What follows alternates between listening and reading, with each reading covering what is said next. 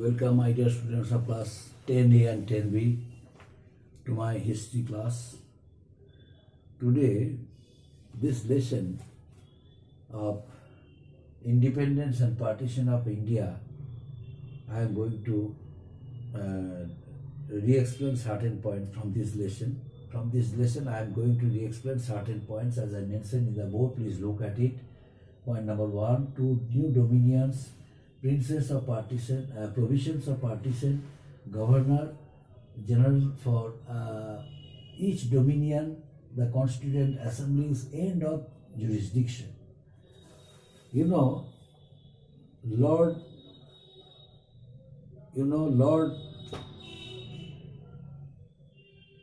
the British sent one great personality who came to India to solve all the problems of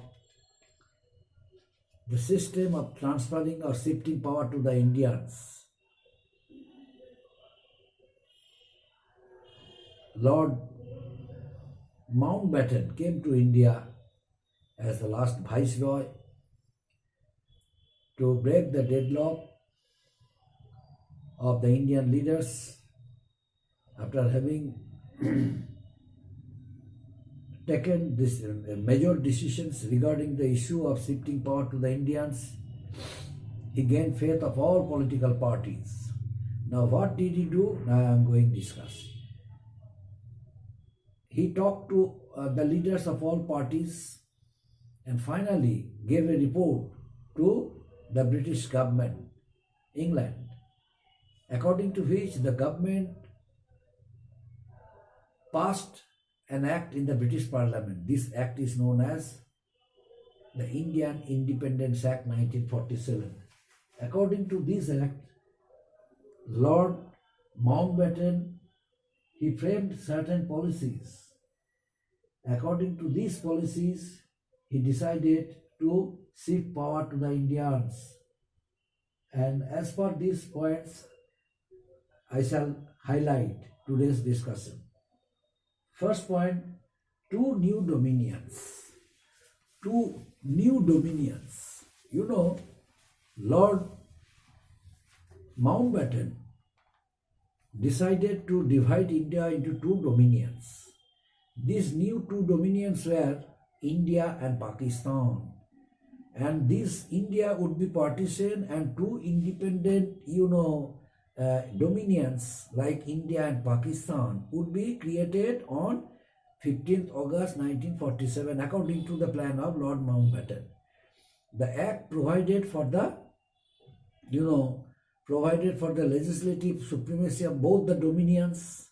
Not only that, Pakistan would comprise Sindh. Pakistan would comprise Sindh, British Balochistan, northwest frontier, and but province, certain portion of West Punjab and East Bengal.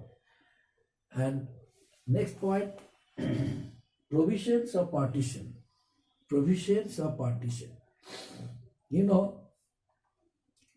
According to Lord Mountbatten's plan, there would be two boundary commissions.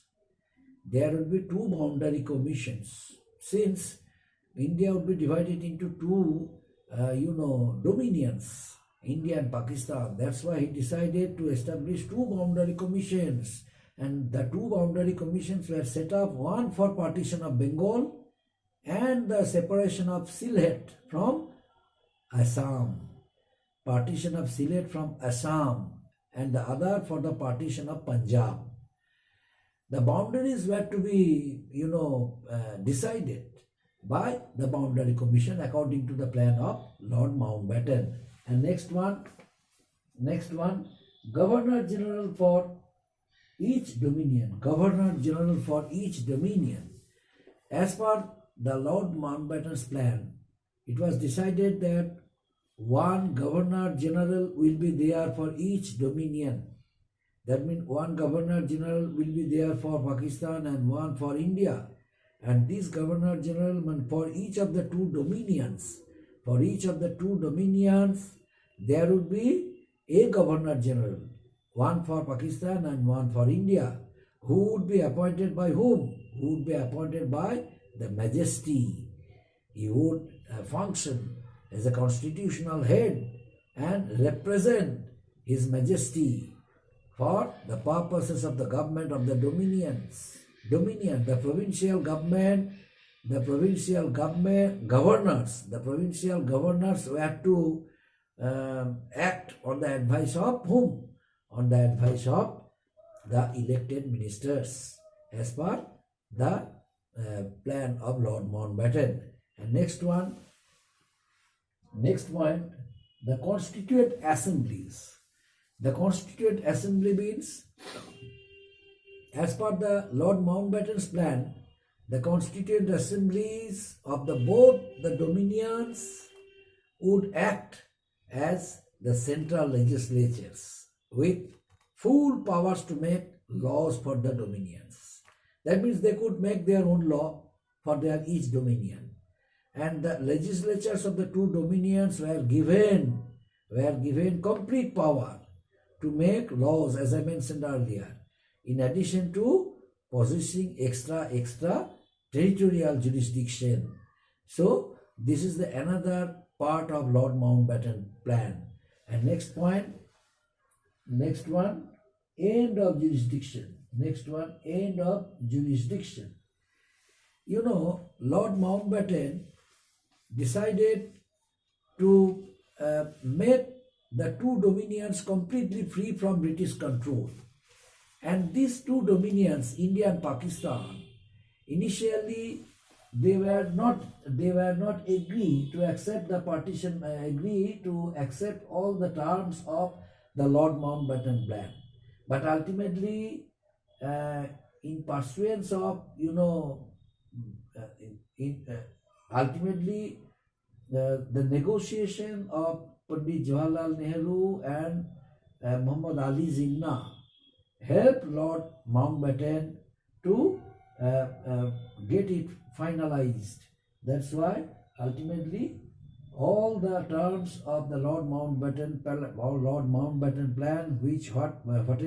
whatever he made, these all were accepted by the two dominions, India and Pakistan. But thing is that Lord Mountbatten also added one most important part of his plan. That was end of jurisdiction. That means that India would be a free country, that India would be completely free from British control. Lord Mountbatten made it clear. But how? There were some systems he introduced, and according to that system, he made it conform. He gave stress on it, the end of the jurisdiction of British rule, end of the jurisdiction. Now, what is the end of jurisdiction? Lord Mountbatten, with effect, Lord Mountbatten clearly said it to them, with the effect of 15th August 1947, His Majesty's government would cease to have any responsibility for government of India, and all treaties and agreements with the British Parliament, with the British government and the rulers of Indian states would come to an end. This is the most important part of Lord Mountbatten plan he issued.